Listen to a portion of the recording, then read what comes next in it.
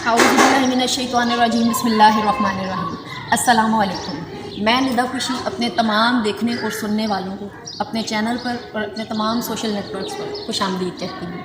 आज हम मौजूद हैं हज़रों, जिसे इलाका छछ भी कहा जाता है, उसके एक गांव बरज़ई के अंदर।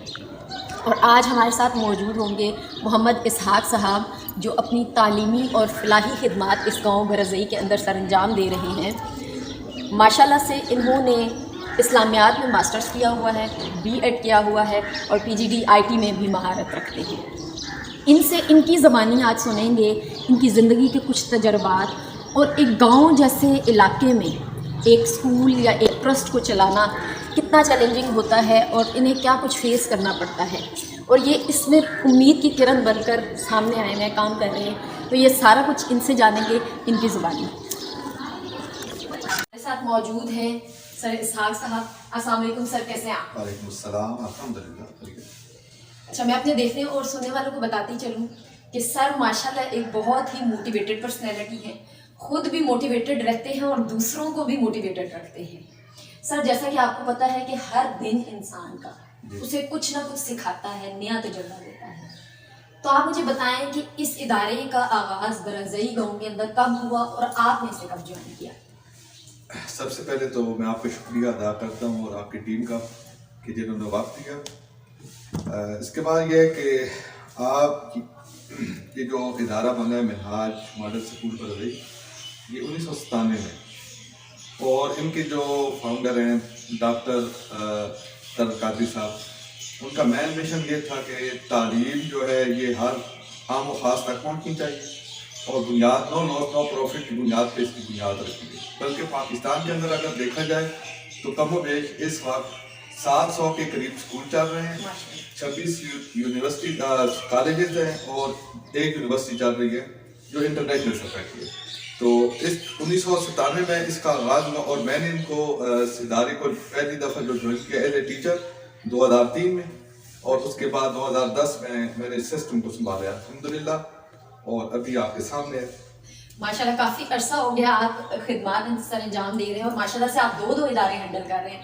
तो सर, आपके जो कायम थे जनाब ताहिरुल कादरी साहब, उनका क्या मोटो था और आपकी इस मोटो के बारे में क्या राय है? उनका हर आम व खास के लिए, यानी कि गरीब और अमीर के लिए यकसां तालीम होनी चाहिए, और इसमें खुसूसन गरीब के लिए उन्होंने बुनियाद रखी ताकि ये जो हमारे गरीब बच्चे हैं ये भी ऊपर जाएं और हमारे इस मुल्क को कौम की खिदमत करें। तो इन्होंने बुनियादी तौर पे नो लॉस नो प्रॉफिट, यानी कि स्कूल का बुनियाद ही ये है कि ना नफ़ा हो ना नुकसान हो, और बल्कि ये तालीम हम लोगों तक पहुँचाएं बेहतरीन से बेहतरीन। माशाल्लाह, मतलब उनका ये मोटो था कि no loss no profit. Good. अच्छा सर, एक गांव जैसे इलाके में काम करना आपका और आपकी टीम का ये वाकई किसी चैलेंज से कम नहीं है, और आपको कौन से ऐसे चैलेंजेस फेस करने पड़ते हैं, वो हमारे साथ ज़रा शेयर करें। असल में पहली बात तो ये है कि अगर हम इसको शहर के साथ मवाजना करें तो ज़ाहिर है ये एक देहात है, और देहात और शहर में हर बंदा समझता है कि एक पढ़ा लिखा तबका और एक अनपढ़ या कम पढ़ा लिखा तबका, तो इनके दरमियान फ़र्क तो होता है। इधर ज़्यादा से ज़्यादा मसाइल हमें जो रहते हैं बच्चों की तरफ से, ज़ाहिर है हमने जो कुछ करना होता है स्कूल के अंदर ही करना होता है। ज़्यादातर वालिदैन को हम इस चीज़ की ज़हमत नहीं देते कि वो थोड़ा इनके साथ बच्चों के साथ मेहनत करें। ज़्यादा कोशिश हम स्कूल के अंदर ही करते हैं, बल्कि वालिदैन के लिए थोड़ा बहुत हम उनको अपने साथ टच करने के लिए रखते हैं, थोड़ा बहुत करते हैं, लेकिन ज़्यादा हम काम स्कूल के अंदर ही बच्चों के लिए करते हैं। वालिदैन और बच्चों के मसाइल के अलावा आपको यहाँ के माहौल से या चले अपनी स्टाफ टीम वर्क से कितने चैलेंजेस फेस करने पड़ते हैं, उसमें किस तरह के मसाइल आपको दिखते हैं? मैडम, सबसे पहली बात यह है कि देखें ये गाँव है, इसमें सबसे बुनियादी जो मसला होता है वो है टीचर का।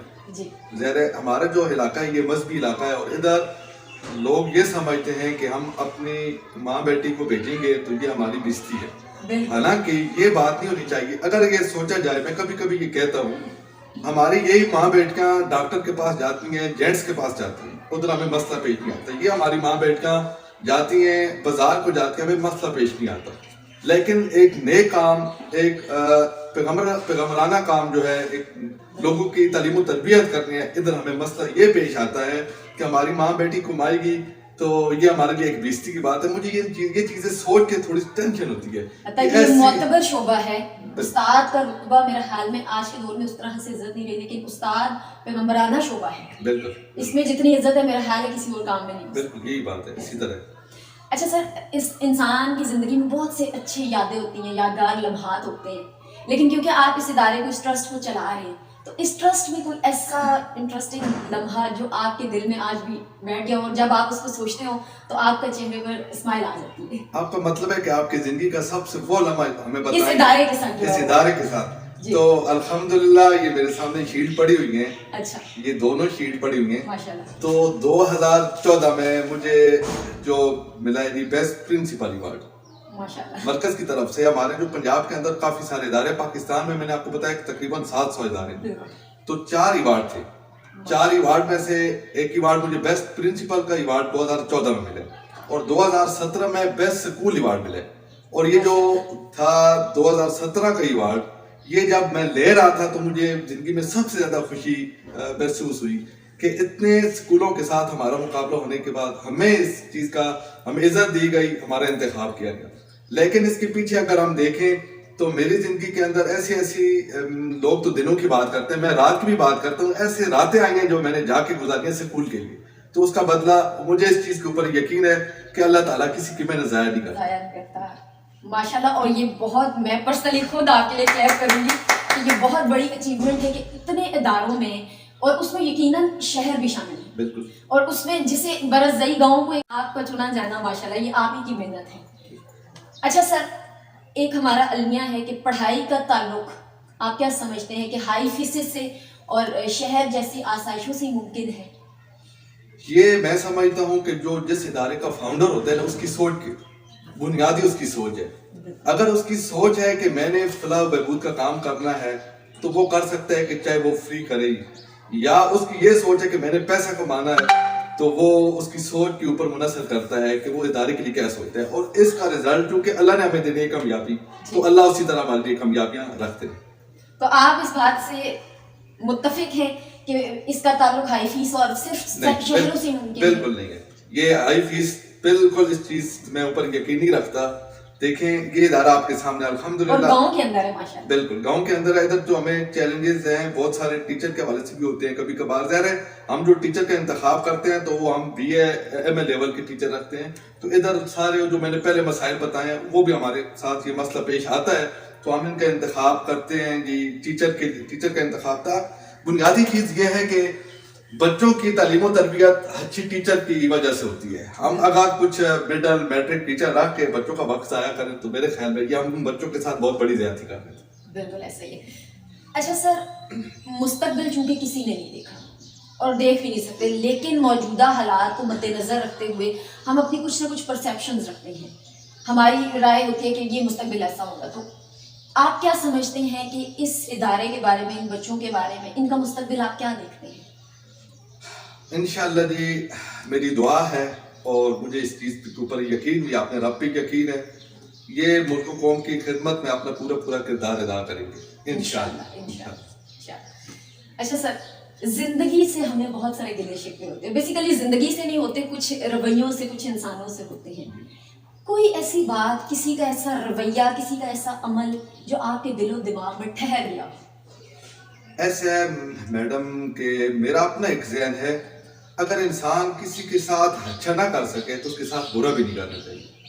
میں چیز کے اوپر کچھ کہہ نہیں سکتا کہ میں غلط ہوں یا ٹھیک ہوں, لیکن ایسے میرا ایک اپنا ذہن جو ہے کہ اگر کوئی بندہ برا کرے پہلی کوشش کرے اس کو معاف کریں, دوسری میں بھی معاف کرتے ہیں, لیکن تیسرے میں اس کی اصلاح کے لیے کوئی ایسا کام کرے کہ کسی اور کے ساتھ وہ برا نہ کر سکے. بالکل.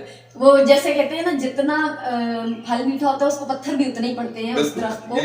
تو مجھے مزہ بھی آتا ہے ان چیزوں سے, مقابلے میں اللہ تعالیٰ اسی آزماتا ہے, اور لوگ بھی اسی پر پتھر اور رویہ اپنے برساتے ہیں جو میٹھا ہوتا ہے, جس کی کامیابی برداشت نہیں کر سکتے.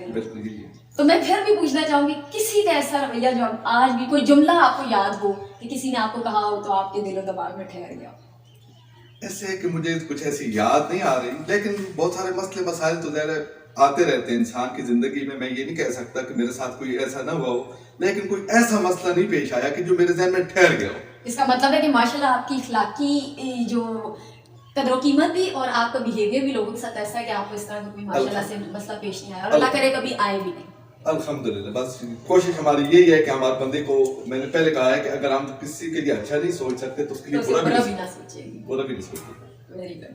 اچھا سر، ایک ہمارا ٹپیکل سا مائنڈ سیٹ ہے اسپیشلی گاؤں کے اندر، شہروں میں بھی ہے لیکن گاؤں کے اندر عورت کے بارے میں کہ عورت پاؤں کی جوتی ہے، عورت یہ ہے، اسے ہم نے گھر سے نہیں نکالنا، وہ آپ والی بات کہ بےزتی سمجھتے ہیں. لیکن ماشاءاللہ ماشاءاللہ آپ کی مسز آپ کے اس کام میں آپ کے شانہ بشانہ کھڑی ہوئی ہیں، اور یہ آپ ہی نے انہیں کانفیڈنس دیا ہے اور وہ بھی آپ کے اعتماد پر پورا اتر رہی ہیں. تو اس چیز کے بارے میں آپ کیا فیل کرتے ہیں؟ اور باقی لیڈیز بھی ماشاءاللہ آپ کے ساتھ کام کرتی ہیں اور آپ انہیں بھی موٹیویٹڈ رکھتے ہیں، تو ایسا مائنڈ سیٹ رکھنے والے لوگوں کے بارے میں آپ کیا کہنا چاہیں گے؟ سب سے پہلی بات تو یہ ہے کہ عورت، آپ نے جو بات کی ہے کہ عورت کو پاؤں کی جوتی سمجھتے ہیں. جی. اسلام ہمارا سچا مذہب ہے. بالکل.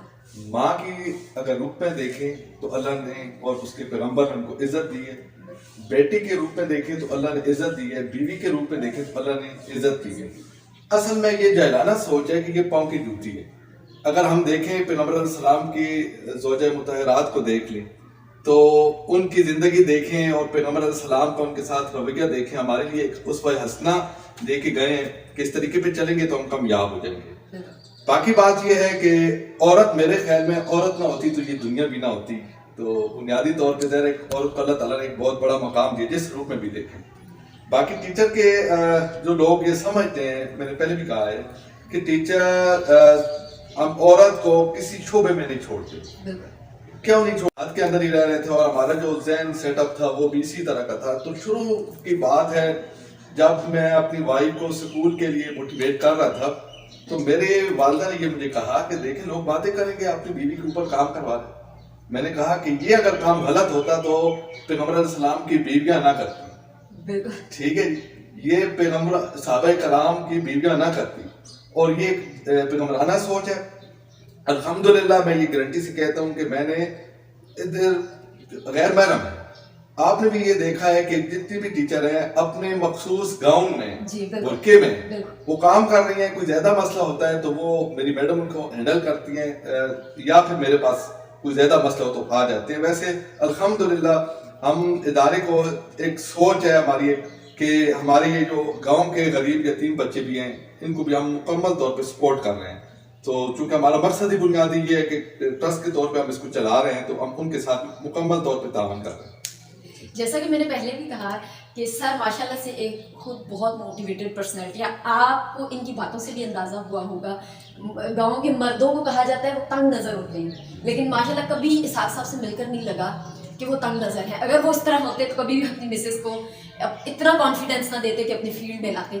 ماشاءاللہ آپ دیکھ چکے ہیں. سر آخر میں آپ سے یہ والا سوال کرنا چاہوں گی کہ اپنے دیکھنے اور سننے والوں کے لیے آپ کیا پیغام دینا چاہیں گے؟ اپنے دیکھنے اور سننے والوں کے لیے یہ ایک پیغام ہے کہ اپنی زندگی میں ایسے کام کر کے جائیں کہ آپ چلے جائیں اور آپ کی یادیں باقی رہ جائیں.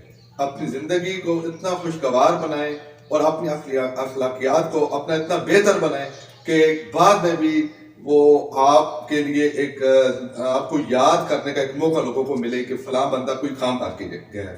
تو کوشش کریں کہ کسی بندے کو اپنی زبان سے اور اپنے عمل سے تکلیف نہ دیں. اللہ اس میں اللہ کی رضا ہے اور اللہ کی رضا میں ہماری بقا ہے. بالکل، بہت اچھا پیغام. اور یہ تو تھے محمد اسحاق صاحب جنہوں نے اپنی پر امید زندگی کے تجربات ہمارے ساتھ شیئر کیے. سر آپ کا، آپ کی ٹیم کا، ہر چھوٹے بڑے تعاون کا بہت بہت بہت شکریہ ادا کرتی ہوں میں، اور آپ کی ٹیم کا بھی شکریہ جنہوں نے ہمارے ساتھ تعاون کیا اور ہمیں اپنا قیمتی وقت دیا. اور اپنے دیکھنے والے ناظرین اور سننے والوں سے یہی ریکویسٹ کروں گی کہ اگر آپ کے علاقے میں بھی اس طرح کی کوئی پر امید زندگیاں موجود ہیں تو آپ مجھے میرے انسٹاگرام پیج پر رابطہ کر سکتے ہیں جو کہ ہے ندا خوشی کے نام سے، NIDAKHUSHI. آپ وہاں پر مجھے رابطہ کر سکتے ہیں اور میرا رابطہ نمبر میرے مینیجر کا لے سکتے ہیں تاکہ ہم آپ کے پاس بھی پہنچ سکیں. میں اور میری ٹیم انشاءاللہ وہاں ضرور پہنچیں گے. اور اپنے اختتامیہ الفاظ میں یہی کہوں گی کہ زندگی دائمی ہو یا ابدی، یہ چلتی رہتی ہے، یہ کبھی نہیں رکتی. اور اس میں صرف جینے کی ایک امید ہی ہوتی ہے جس کی وجہ سے ہماری زندگی ایک ٹریک کی طرف گامزن رہتی ہے، اور اس میں ہم اللہ تعالیٰ کی کرم نوازیوں کو بالکل بھی نہیں سمجھ سکتے کہ وہ ہمارے لیے جو کرتا ہے بہتر کرتا ہے۔ مولانا رومی کے ان الفاظ کے ساتھ اجازت چاہوں گی کہ اگر 1000 قابل انسان مر جائے تو اتنا نقصان نہیں ہوتا جتنا ایک احمق کے صاحب اختیار ہونے سے ہوتا ہے۔ اپنی میزبان ندا خوشی کو دیجیے اجازت، اور انشاءاللہ پھر کسی اور انٹرویو میں ملاقات کریں گے۔ بہت شکریہ آپ کا بھی دیکھنے اور سننے کا، قیمتی وقت دینے کا۔ اپنا بہت سارا خیال رکھیں، خوش رہیں، سلامت رہیں، اللہ نگہبان، اللہ حافظ۔